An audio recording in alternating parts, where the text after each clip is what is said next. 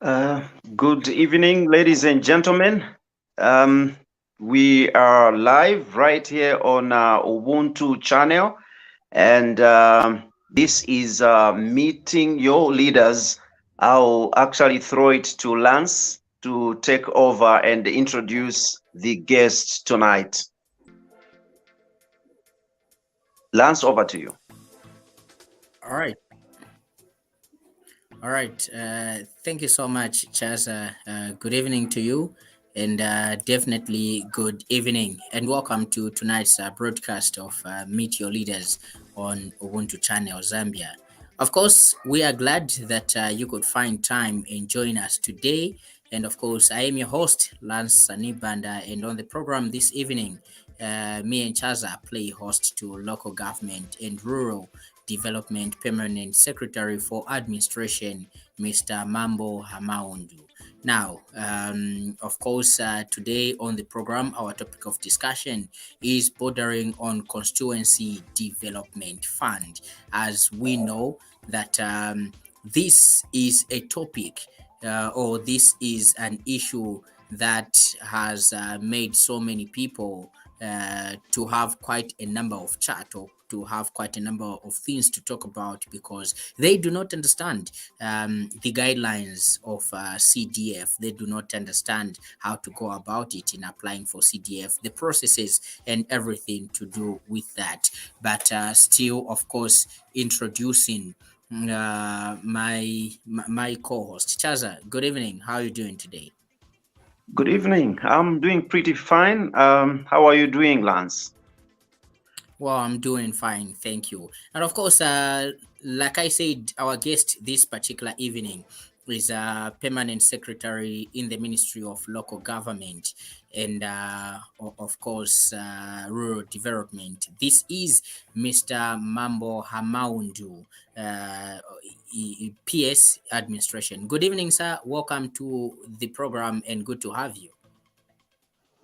Good evening, Lance. Good evening, Chaza, and good evening to the rest of the people who are watching us. It's good to be on the program. Well, we are so delighted that you are part of the program this particular evening, and we hope to have an intriguing 55 minutes of sharing wisdom and, of course, making a layman or the general populace of Zambia to understand what CDF is, the procedures that they can follow, and, of course, how one can take part in participating in the community constituency development fund. Of course, not taking too much of the time, maybe we can first begin with you taking us through the core function of the ministry first. Of course, people have to understand what local government and rural development is as a ministry. What is the core function of the ministry? Or what is generally the role of Ministry of Local Government? Well, I think as the name itself depicts, we are the Ministry of Local Government and Rural Development, and amongst the core functions that we have is we oversee all the 116 local authorities across the country. We are in charge of markets. We are in charge of graveyards. We are in charge of feeder roads. We are also in charge of chiefs and traditional affairs. We are in charge of feeder roads. So we are an encompassing ministry, so to say. We are a ministry which is probably one of the most human-centric ministries in Zambia. So our scope is really, really wide in a manner of speaking. So, and added to the things that I've said, suffice to say that the topic that you have picked on today is sitting in our ministry. So we are also in charge of the Constituency Development Fund. So in essence, that is what our ministry is all about. All right. Thank you so much for that, and of course for sharing what the ministry is all about. Because most of the times when we talk about Ministry of Local Government, what comes in mind is to say you are a ministry that only overlooks, so that looks at the state of affairs in the different cities, talking about local councils, cleaning, garbage collection, the green economy here and there. That's mostly what we think. So of course, it was deliberate that we had to get what the core function and role of the ministry is. But let me leave it to Chaza, obviously, to introduce us to the first question, getting straight into the topic of discussion that we are discussing. Of course, over to you, Chaza, with the first question in the CDF.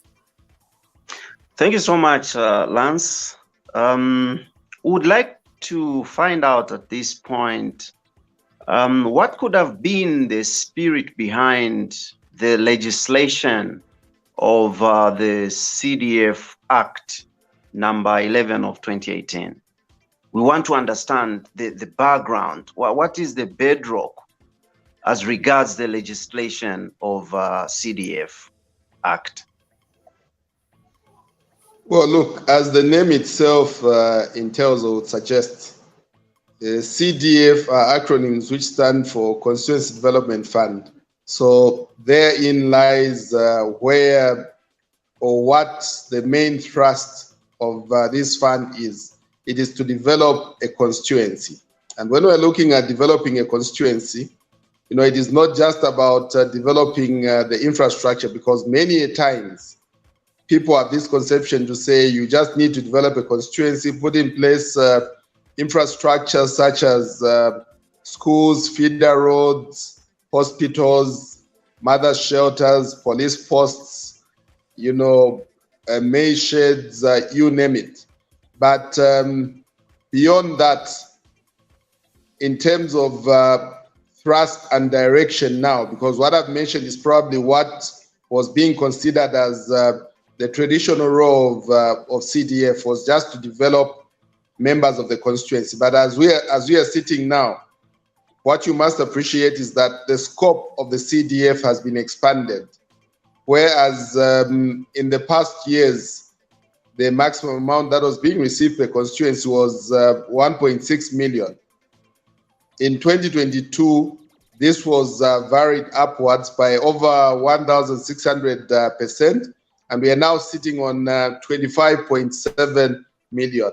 And in there, we are now saying that in terms of scope, another component has been added into there, which is the bursaries and skills development. That is to develop skills and to develop the minds of the people, because there has been realization to say that without developing the minds of the people, you can seldomly talk about development, because when the mind is developed, you have a great asset, you've got a great tool that can be used to advance the developmental agenda of the country. So a component of skills development and boarding fees has been added on, because we are now saying development of the country must be anchored by human beings. It must be anchored by you and me. It must be anchored by the people who are listening to us out there. And how can we anchor development if we don't have a firm understanding? Government is now saying we need to invest in education. So other than the aspect of free education for people who are going into day schools, government says let us extend this to those who are going into boarding schools and are unable to pay boarding fees.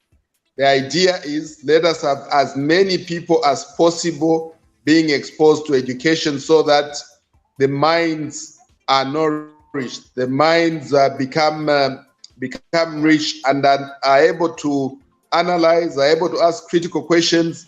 And once we reach that level, we must be able to define the developmental agenda of the country. Of course, the question can be asked to say, but education is a process. Yes, it is a process. Even development is a process. So from the education component, we are now saying that we are investing in the future. Remember, there are people who are in grade 8 now, there are people in grade 9, 10, 11, and 12. they are being imparted on knowledge, some of which could be used 5 years from now, 10 years from now. The critical thing is we are developing a cadre of people who are literate, who would be able to analyze and argue things because they are educated. We don't want to leave people behind because they are not educated. Beyond that, we're also looking at aspects of infrastructure development.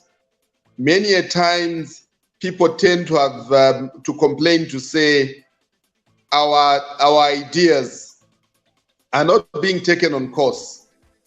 Government is making decisions that are not priority for people in Kaputa, or for people in Chienge, or for people in Mongu, for people in Lusaka, for people in the country. But now government has said, we realize that as a people, you must have a bigger stake. So for government will play a facilitative role. We will make available in the year 2022, 25.7 million per constituency, which translates to over 4 billion for the whole country. This money government is saying, you the people out there, you Lance and Himba and the rest of you can participate in deciding the developmental agenda for the area that you reside in. The way CDF is being administered now is that from the constituency point of view, we have what is known as ward development committees. And beneath the ward development committees, and by the way, we have 1,858 wards across this country. So government has now directed to say you need to put in place zones within these wards. I'll pick on an example of Kabwata constituency. Kabwata constituency has got 4 or 5 wards, if I'm not mistaken. There's Chilenje ward, there's Kabwata ward, there's Livala ward, there's Kamlanga. And for Livala ward, it has been divided into 11 zones. The whole idea is to ensure that as many people as possible participate in determining the developmental agenda of Livala ward. So what has been happening is that members of the ward development committees have been calling for meetings in which ideas on what the residents need to be done within their localities were being requested for. People were asked to participate. What do you want to see in terms of development within your ward? They put forth those suggestions, and the procedure is such that once they get these submissions, the members of the ward development committee will then pass on this information to the constituency development committee. They will make a recommendation to say, these are the desires of the people of Livala ward. Of course, as members of the ward development committees, they've been given a peculiar role of offering leadership. So their role is, after picking information from all these 11 zones, they must come up with a summary and identify what the priority areas are, and they pass on this information to the Constituency Development Committee, who of course also have got a responsibility to look at the submissions that have come from all the wards and make a recommendation or pass on a recommendation to the ministry for approval. As you might appreciate, the CDF Act, which you referred to, of 2018, has vested authority in the Minister of Local Government and Rural Development when it comes to approval. So once you go through all the processes, they end up at the Minister of Local Government for the minister's approval. After the approval, what then happens next is the approvals go back to the local authorities, who are the secretariat, for procurement, if there's procurement that needs to be done, or administration, so that the resources begin to be utilized. So in essence, that is really where we are in terms of CDF. And suffice to say that I've for now just mentioned a bit of it, and perhaps it would be important for the viewers out there to know that other than the bursaries within the CDF, we have the component which is dealing with community projects. We've got a component which is dealing with women, youth, and community empowerment. We've also factored in an aspect of administration. So okay, when we are looking at it in terms Mr. of Haamaundu. Yes. Okay. Yes. Let me cut you short there. We will get into the nitty-gritties as we progress with the show, because there's really much to be discussed, and obviously people that are watching would really love to get every information in a layman's approach, because we know for a fact that this has been a song, the issue to do with CDF, since the act was enacted in 1995.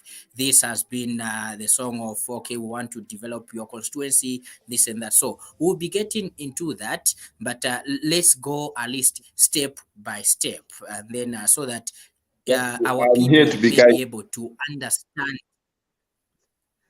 Okay, yeah, so that our people may be able to understand little by little the benefits of CDF, and obviously the guidelines that have been put across in accessing CDF this time around, especially looking at the fact that it has been increased to 25.7 million kwacha, which has never been seen in the country before. So maybe coming back to Chaza's question, obviously, pursuant to Section 25 of the Constituency Development Fund Act number 11 of 2018, talking about the management, disbursement, utilization, and accountability of the Constituency Development Fund, simply put as guidelines.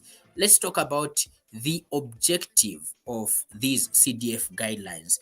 Why should one follow the guidelines that have been put across by the government? Why should I follow them if I want to, access the funds? I think let's start from there, because we know there are guidelines, but why should I follow them? What is the importance of me who wants to apply to follow these guidelines?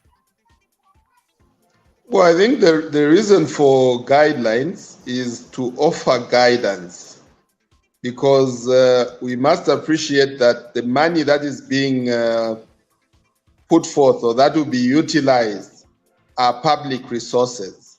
So it is essentially meant to protect your interest and my interest.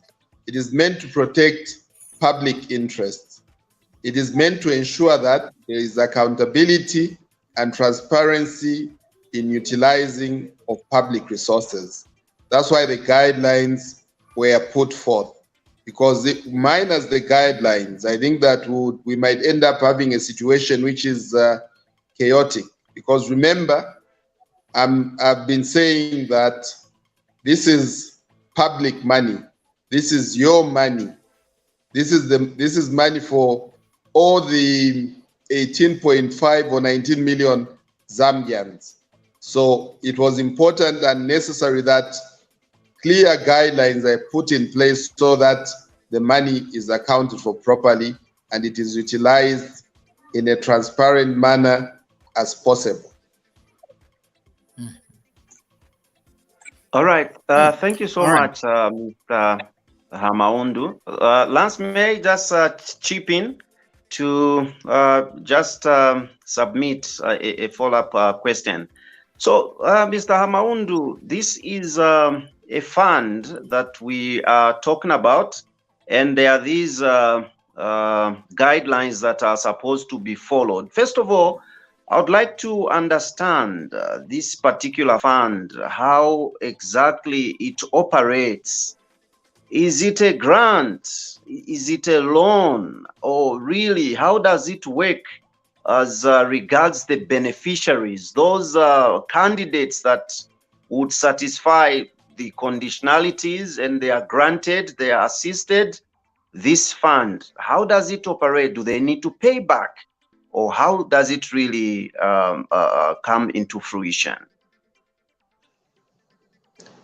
Okay, like I had mentioned earlier, the CDF fund, the 25.7 million, is broken up into a number of components. So from the 25.7 million, 5% of that amount will be set aside for administration. The balance is divided in the following ratios or proportions. 20% will be reserved for bursaries and skills development. A further 20% is available for women, youth, and community empowerment. 60% is available for community projects. So let me probably go per component other than the administration one. For the bursaries, you ask a question to say, is it a grant? Is it a loan? Does it need to be paid back? The only time that people will pay back is when they will be contributing positively to the development of the country in terms of being better skilled, being better educated, and therefore analytical, and will be contributing towards the developmental agenda of the country. So in short, the people who will be sponsored in terms of bursaries will not have to pay back. So that child who's going to Hillcrest, who's going to David Kaunda, who's going to Kenishas, who's going to Chiluvi, anyone who's in a boarding school and their boarding fee has been paid for, will not have to refund this money when they are done with school, as in paying back the 1,000 kwacha. The only payback that will be there is that there will be citizens who are able to contribute towards the development of the country. I mentioned of women, youth, and community empowerment funds. So in this next 20%, the resources have been divided as follows. 60% of that money will go towards loans. 40% will go towards grants. So I'll begin with the grants. Of the 40% grant money, we are saying this money must be used as seed money. It must be used to help members of a club, members of a cooperative, members of community groupings as seed money. So the grant will not have to be repaid.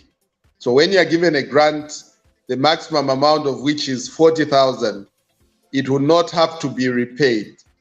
And when you are looking at grants, you know, we have a concept which is called village banking. I'm sure that you're familiar about it.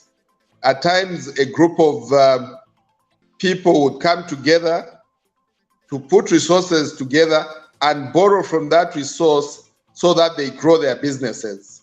So government has recognized to say we have the number of people who have got an entrepreneurial mind, but the limitation that they have is that they do not have financial resources. So government is now saying you can be given this amount of money for as long as you can demonstrate to say you'll be utilizing it amongst yourselves to grow your businesses. So that is that about the grant. And of course, as you go from area to area, there are others who want to utilize the grant, for instance, to buy a maize sheller, for instance. You go into Petauke where they grow a lot of maize. You go into Dunumwezi where they grow a lot of maize. They want a maize sheller so that the community can show their maize a bit quicker and be able to put it in sacks and sell and make money for themselves, as opposed to hiring labor because they do not have money. So it is such ideas that this grant will be utilized on. Then the other 60%, which is a loan, is money which will be available to be borrowed or to be lent out by the Constituency Development Committee. So, Lance, if you have a business idea and you want to borrow, you will be permitted to borrow up to a maximum of 200,000. The minimum is 5,000 kwacha and the maximum is 200,000 kwacha. The next question would be, would this money be interest-free? The answer is no. You have to pay interest, though the interest is not exorbitant. It's very, very minimal. So on every 100 kwacha that you borrow, you will be required to pay back 5 kwacha on top of the 100 kwacha. So that is what it translates to. 5% simple interest, not compound interest. 5% simple interest. So if you borrow 100 kwacha, you pay back 105 kwacha at the end of the year. And I'm sure that you agree with me to say this money is more or less free money because it is cheap. So the whole idea, again, is not to stifle people from, from engaging in business activities because the cost of borrowing is high. So I think it's important to take note of that. Then I move on to the next component, which is community projects. In there, we're saying 60% of the 25.7 will be available for community projects. What are these community projects? These are projects which will be identified by the people through the Ward Development Committee, passing on this information to the Constituency Development Committee to say our needs in our area is we need to have a feeder road, or we are in a village where our children are weekly boarders, but we think that we must build a dormitory so that our children do no longer need to trek on a weekly basis, but we instead be confined in a boarding facility because there's a dormitory. So this money will be available for infrastructure development within the constituency. And in terms of eligibility, who is eligible to be given these assignments?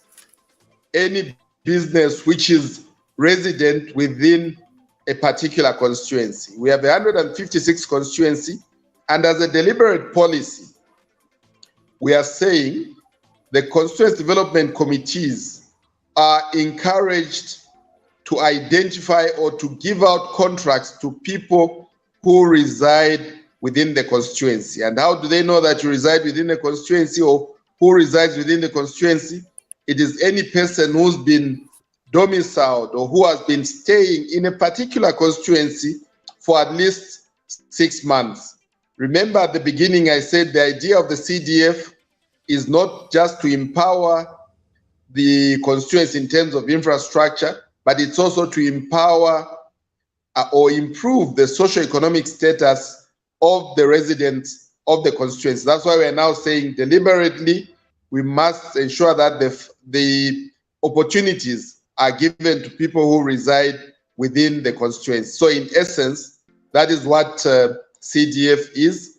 Those are the components that are available of the CDF, and that is how the funds will be dispersed. Thank you so much, Mr. Haamaundu. Lance, please take it up. All right. So maybe just still sticking on the same issue. Sorry.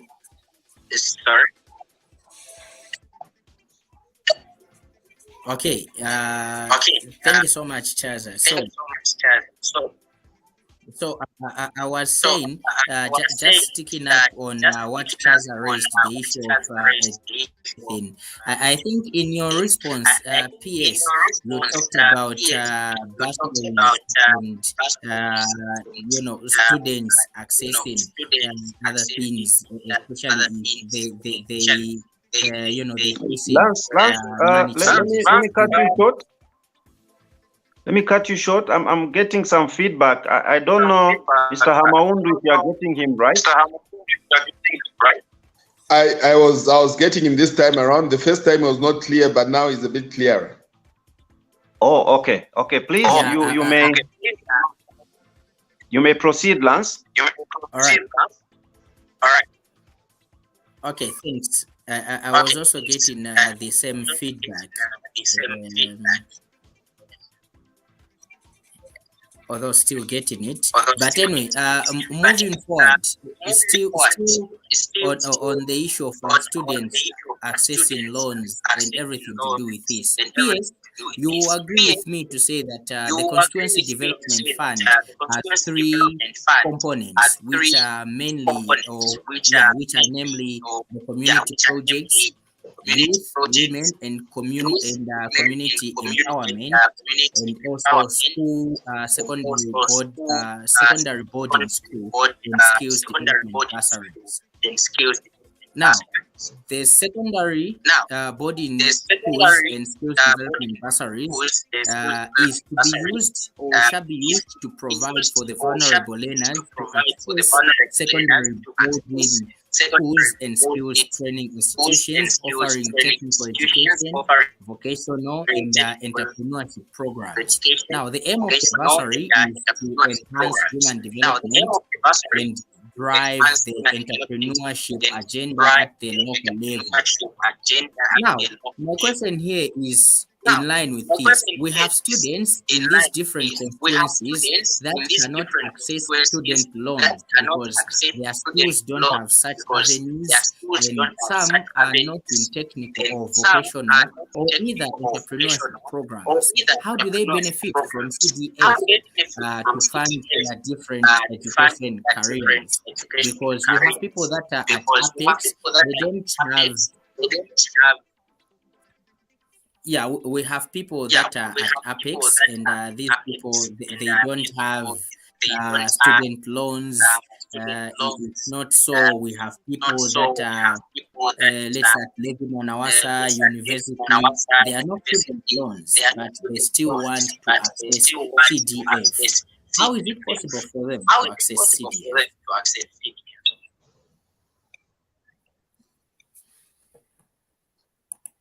Well, you ask a very pertinent question.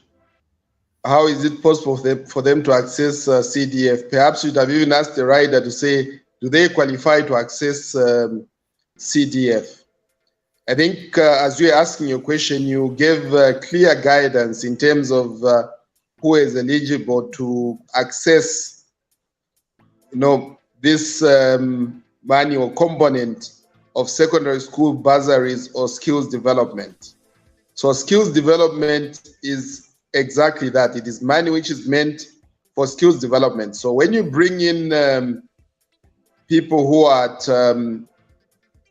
perhaps at UNILAS or who are at Apex University or Mulungushi University, or indeed University of Zambia, you ought to ask yourself a question to say, before CDF, did we have people at Evelyn Horn accessing these funds? The answer is no. Did we have people at Lusaka Trades having access to money to finance, their skills development? The answer is no. So from a government perspective, there was realization to say, those of you who are very sharp, who got 6 points, 9 points, 10, 11, who proceeded to go into University of Zambia, into Mulungushi University or these other higher institutions of learning, have an opportunity through the bursaries committee or through the higher loans authority where you can get a loan to finance your school. But the question was, what of people who went out of school, could not progress beyond grade 9, but they are skilled. They could not progress beyond grade 7, but they want to use their hands to earn a skill and, contribute towards providing for their families. That is the background that we are coming from. So government says, let us take care of these people. But of course, like you rightly noted, I'm sitting at the Ministry of Local Government and Rural Development, and we are getting quite a lot of feedback from the public there, people are saying, what of us we have not been catered for? Yes, you might not have been catered for now, but you're probably catered for in a different situation. But again, we are looking at the resources that we are available, and for now we are saying this is the group of people who must be catered for so that they are uplifted because they were totally ignored. But as we go forward, resources allowing, I'm of the view, I believe that it's actually government's intention to ensure that in terms of education, each and every citizen of this country must have access to education. They must not be encumbered or they must not be hindered from progressing because of lack of money. But we are coming from a background where, as a nation, we were debt-ridden. We have so much liabilities that we need to deal with. So for now, government has said, this is the amount of money, and this is the guideline which we must operate in. That's why the guideline was made available, is to ensure that, we say these are the parameters, these are the limits that you must operate in, because when you leave it open-ended, you end up not doing anything. So in short, the people who are eligible have been defined. And even when we are looking at skills development, you need to be enrolled or have an acceptance letter from an institution that is accredited by TVETA, because we don't want to put money as a country into a school which is not accredited, whose curricula we are not sure of. That's why we were saying you need to have accreditation from TVETA, so that once it goes through TVETA, we are sure to say that the curricula or what they're imparting or what they're teaching, the skill they're imparting onto our learners is a skill which has been approved by government. And government by nature is a bureaucratic institution. Have you ever asked yourself a question why government is bureaucratic? The reason government is bureaucratic is we want to go through all the processes, think through, so that when we make a decision, we will not have to relook. So that's why we are now saying you need to be accredited to TVETA for you to offer or for you to access money from the Constituency Development Fund, because we don't want a situation where you say, I'm a plumber, I went to Lance and Chaza College, and the possible employer will be saying, niwandani wamene wa Lance na wa Chaza. So we are now saying, when you've gone through a TVETA registered institution, when you are given a certificate, when you come to the Ministry of Local Government to say, I've been trained and you've advertised for a job, when we look at the certificate, we'll say, okay, this is from a government accredited institution. So that's the first step. You will now be allowed to sit on an interview and be asked questions to assess whether you can actually practically do what you profess to be qualified to do. So we want to give people keys which will open many doors, not keys which will just open the door for Chaza and Lance because they know that I'm the one who trained this particular person. So that is the whole essence of this activity. All right, thank you so much, Mr. Haamaundu. for now, before we break for a commercial, I would like to find out from you, like you have explained, that students will be given these grants and will not be expected to pay back literally. My great concern is that in the previous regime, we saw students that were given bursaries that were not actually known that would be paid back. But here is a double offer now that they started working. Higher Education Authority has actually entered their payslip to actually have them pay back what was provided for them as bursary. What is the guarantee this time around that these grants, these funds that will be given, especially in terms of funding education, what is really the reliance? Is there any provision of the law that is backing that they will not need to pay back? Yes, they will not need to pay back. That is what the guideline is saying, and the guideline is anchored by the CDF Act, and this is a government pronouncement. The difference between this facility and the facility you alluded to earlier is that the students who had gotten loans, they went to the loans board, they were given a loan. They signed up to say, this is a loan, and I'll repay when I start working. So that is the difference. That is a loan which was signed up for, and there was an agreement to say they will repay when they start working, and the repayment periods are agreed. The amounts of money which are deducted are agreed upon. So that is where the difference is. Whereas this money is not a loan. It is money which is meant to help the vulnerable to go through their secondary school education or to get a skill. Remember, I indicated to say that there are those of us who are not very strong at school, who perhaps were unable to distinguish between a triangle and a rectangle.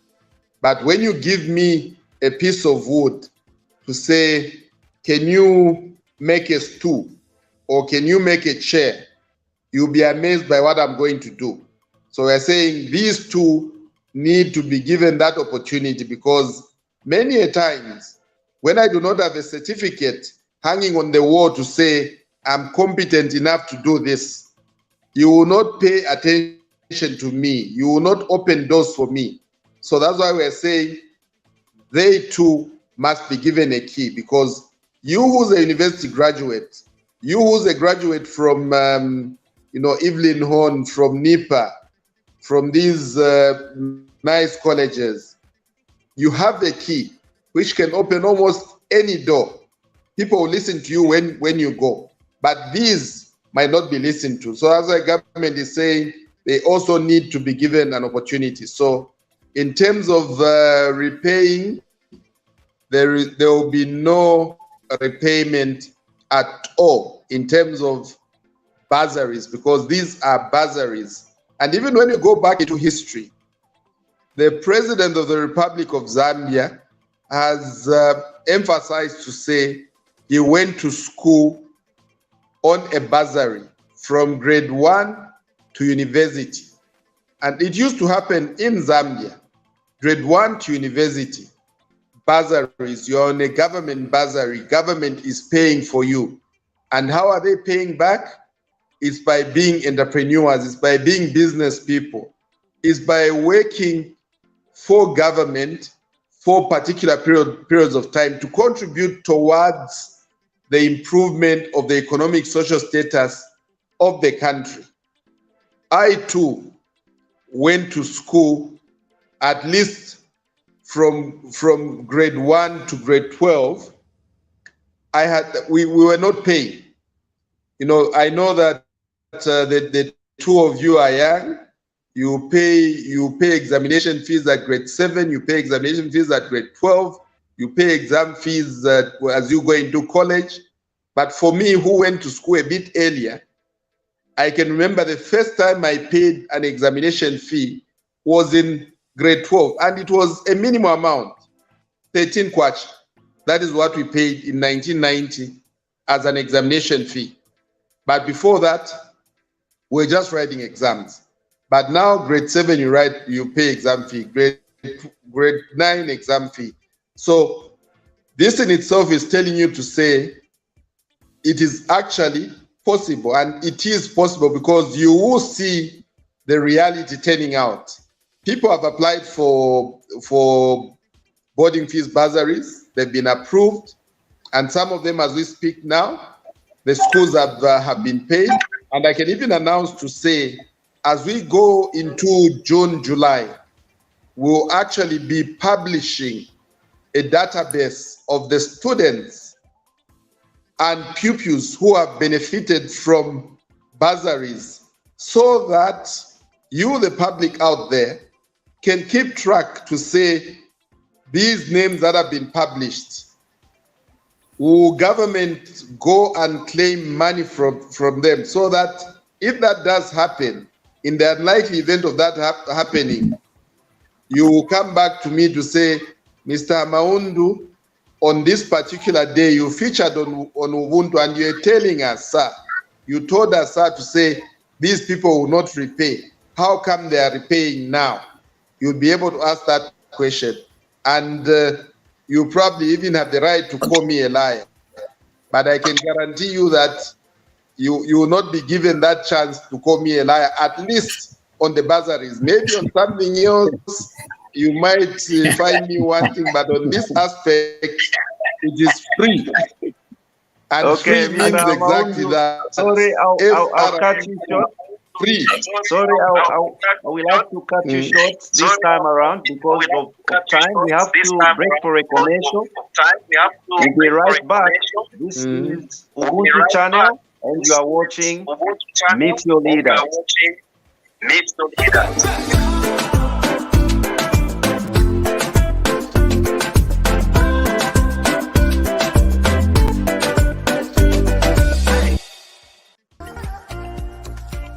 Ubuntu ninshila iyo abantu basendelamo ifyo umuntu afwiri okuba n'efyo afwiri okukita n'efyo afwiri okwikaliramo ubuntu.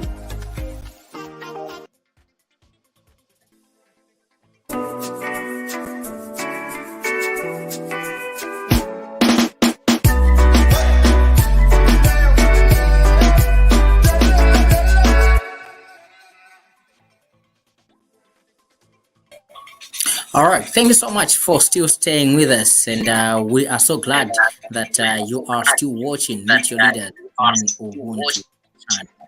All right, so of course this is about that time that we get to invite you right here so that you can share with us your comments, your contributions, and not forgetting, share with us your burning question over Constituency Development Fund, because this is what we are discussing this particular evening. And our guest this evening is none other than Maambo Haamaundu, rather. Sorry about that, Maambo Haamaundu, who is the permanent secretary in the Ministry of Local Government and Rural Development Administration. We are discussing Constituency Development Fund. We have provided for you the link in our comments section, whichever platform that you are using to watch us, either via Facebook, via Twitter, or via YouTube. You can simply click on that link, come through direct in the studio and ask your burning questions. Make your comments as quickly as that. Ask your question to our guest this evening. And remember, we have discussed quite a number of issues. If we have messages, perhaps we can get to go through them as we let our guest to answer these different through from you, our lovely viewer out there that has this time to watch us. As we are waiting for questions and people to come in, Mr. Haamaundu, I think I talked about the three components that constitute Constituency Development Fund, talking about community projects.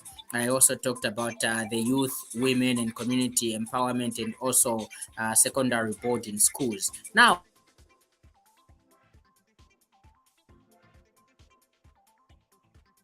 it appears we have lost Lance there, probably due to internet. This time around, I would request that we have messages, and or if we have anybody who is on standby who would like to join us live in the studio to contribute or ask a question, you are very much welcome. So, Mr. Producer, let me have messages. We read them out, and if there's anyone on standby, you can actually bring them live right here. This is Ubuntu channel, and Percy Chama is saying, good topic, lots to learn.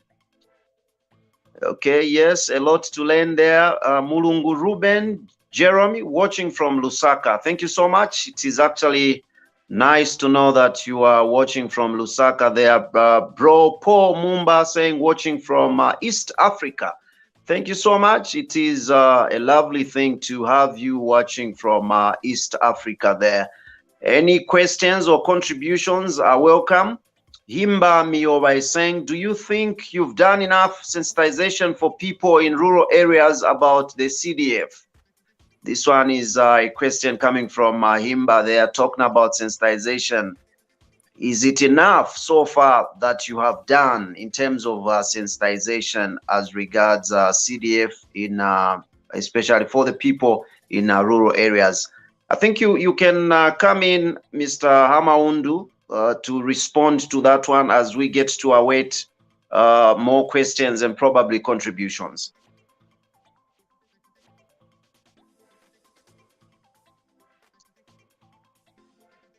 Kindly check your mic. Check your mic. It appears to be on mute.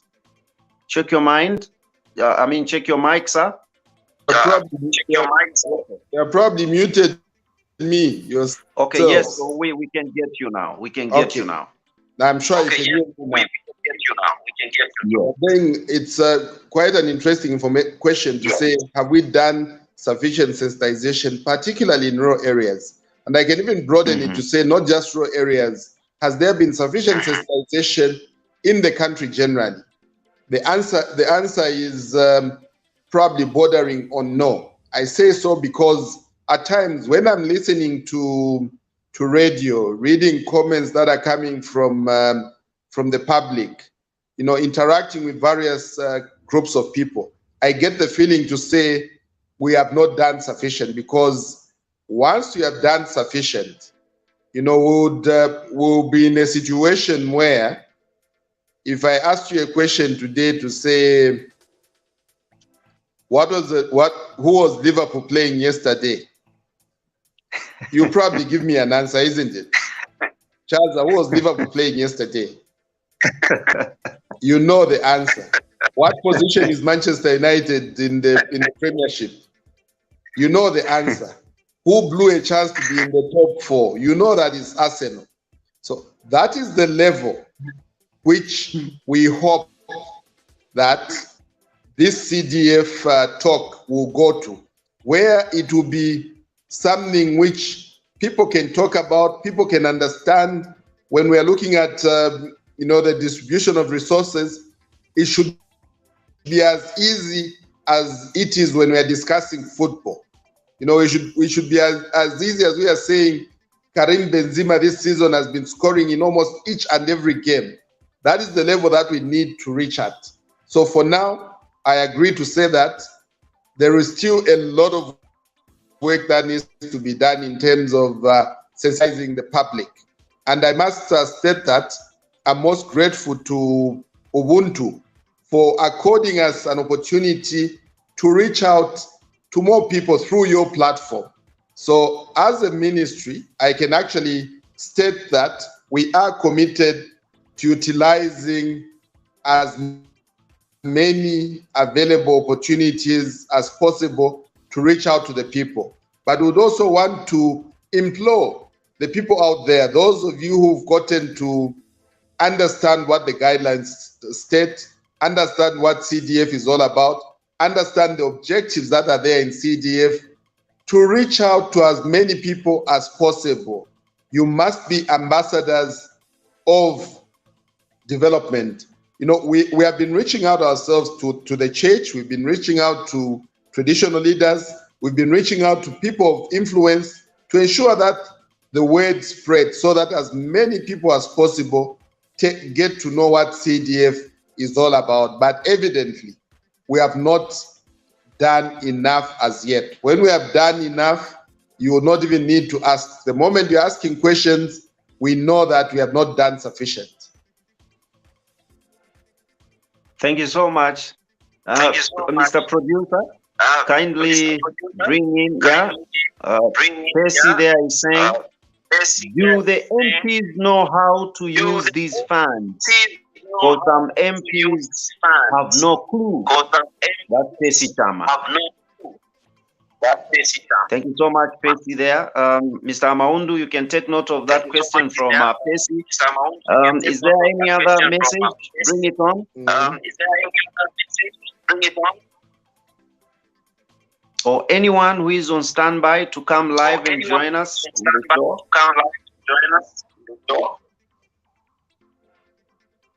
It appears not. Okay, Mr. Haamaundu, you can come through to take Percy's question.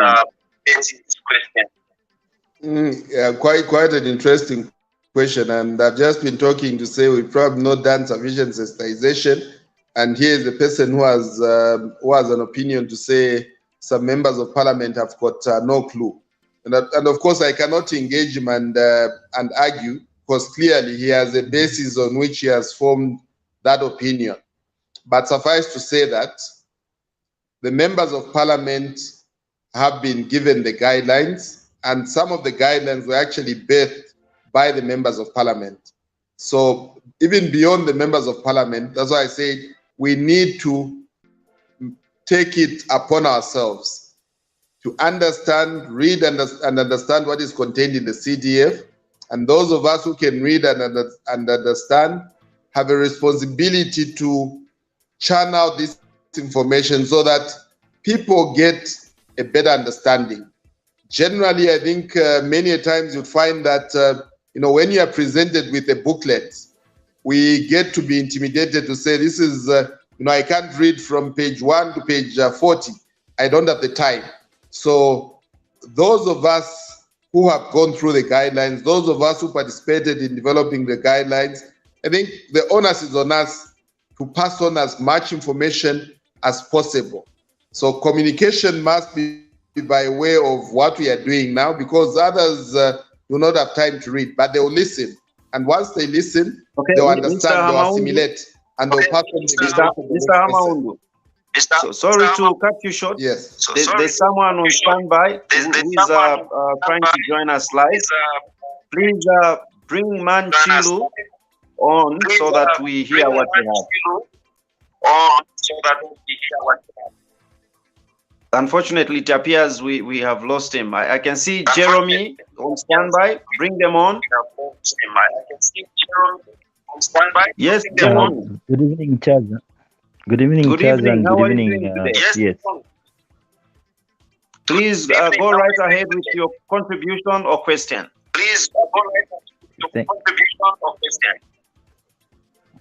Thank you very much, Mr. Chaza. My question goes to the PS, and how safe is the CDF in these councils? Because there's some news that are coming out that these people in the councils have not been paid. So how safe is the CDF if the workers or the people that are supposed to administer the CDF are not yet paid?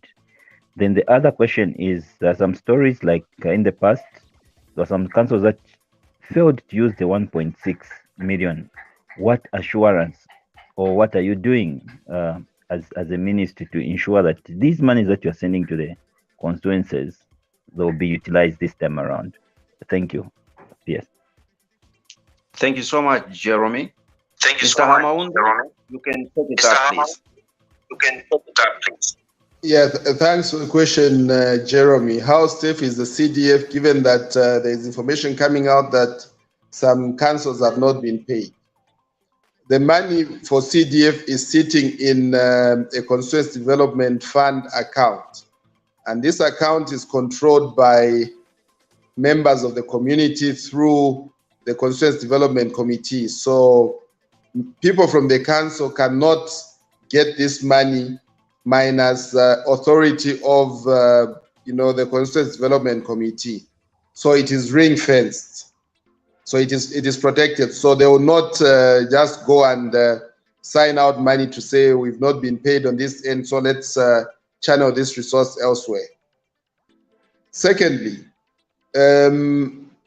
he mentioned to say there has been failure by some councils to utilize 1.6 million. And he's actually right. It is amazing how some people indeed fail to utilize a resource. But what we have now been doing is we have engaged in 2 capacity building programs or activities. Many people sometimes fail to utilize resources because there could have been some political impediment where one person was saying, because I don't like members of the seat of the Constituency Development Committee, we will not use this until we change. Others were simply just suffering from inertia, and there was no follow-up from the people who were charged with the responsibility of overseeing this implementation. But for now, we are saying you have been given 25.7 million, you have been given money. How can you fail, you as the community, to spend money? Chaza, if I gave you money, or Jeremy, if I gave you money to say, here's 25.7 million to spend, are you going to fail to spend the money? The answer is no. If you fail to spend the money, we'll be questioning you to say, but why are you failing to spend the money? So unless there will be a reasonable explanation as to why people are failing to spend money, failure to spend money will not be accepted. We now have in the country a Budgeting and Planning Act, and it entails us to plan on how resources must be utilized. So it's a similar thing even when it comes to the councils. It's a similar thing when it comes to the Constituency Development Committees. They are expected to plan on how they intend to utilize the resources. So forward planning is being encouraged. And I'm hoping that as we get to 2023, we will not have cases where money has not been spent or is not committed to being spent, because we can have an activity where, for instance, they are putting up a structure and, we don't want you just to spend money just for the sake of spending it. You probably need to spend it in January because that is what your work schedule entails. So what would be important is planning, and ensuring that there's monitoring and evaluation. So these are some of the activities that we'll be embarking on, and I can tell you that we are receiving a lot of support from that perspective, and I'm hoping we will not come back and say, we did not spend money for no apparent reason. I'm hoping that you will not, catch me on that one to say your people have failed to spend money. I'm hoping that will not be the case. All right. Thank you so much, Mr. Haamaundu. And of course, let's get to see if we can accommodate Percy. Percy, good evening. How are you doing today? Good evening. Yes, Honorable. Can you see the familiarity of the face you was asking you a question? And we'll talk later. Yeah, I know. Yeah, we'll talk later. Yes. The question is, okay, it's me who asked about who said the MPs. The reason I said that I had to clarify because, you know, typing is tiny. The reason I said that, it's the comments or statements I've heard from E.G. JJ, that is it Petauke MP or something like that? His comments is made on CDF. And Bowman Lusambo, the comments is made. To me, their comments, they are showing me that they don't know. That's the simplest way to put it. Yes, there are other MP, when they open their mouth, they talk about CDF, you know, oh yeah, he's talking sense. I can understand that. But these two, I don't really understand what they say. That's why I said it feels like, unless they are playing politics, then that's another game. But if playing politics, it makes them look like they don't know, then to me, that's why I'm saying some MPs don't have a clue. So leave it there. All right. Thank you so much, Pacey, for your contribution right there.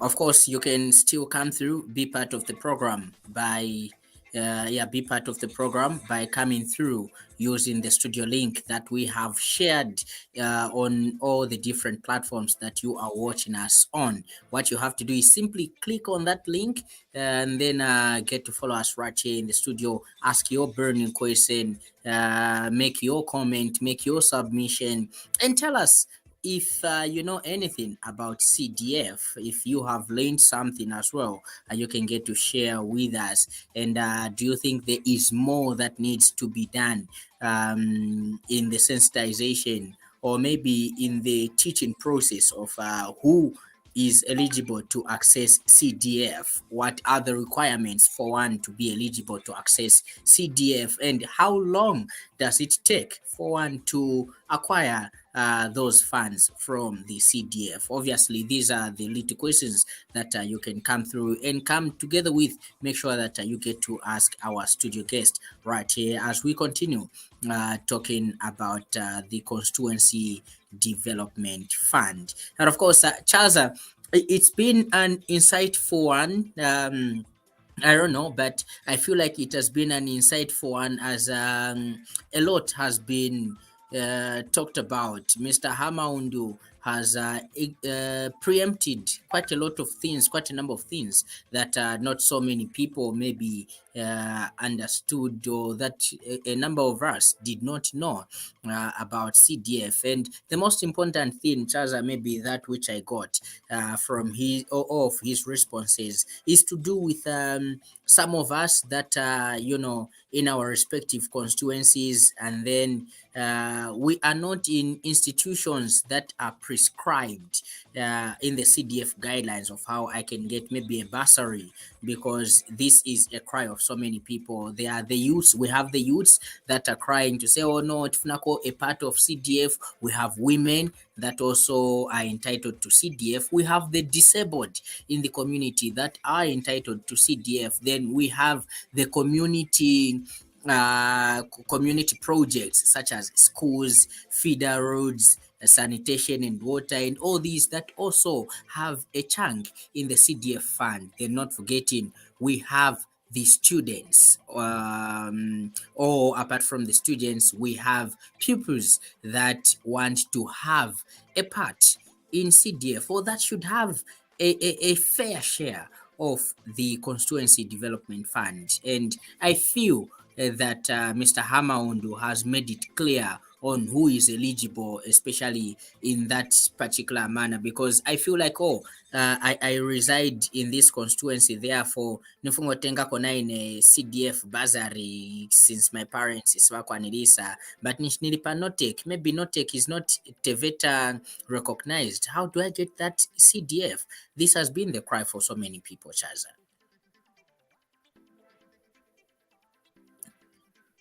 Yeah, you are actually very right, Lance. The explanation has been so elaborate, and there's been a lot to learn. The dimensions that are in the CDF itself, the types of people or candidates that would actually, you know, benefit from CDF, the requisites, and also the conditionalities, so many things there.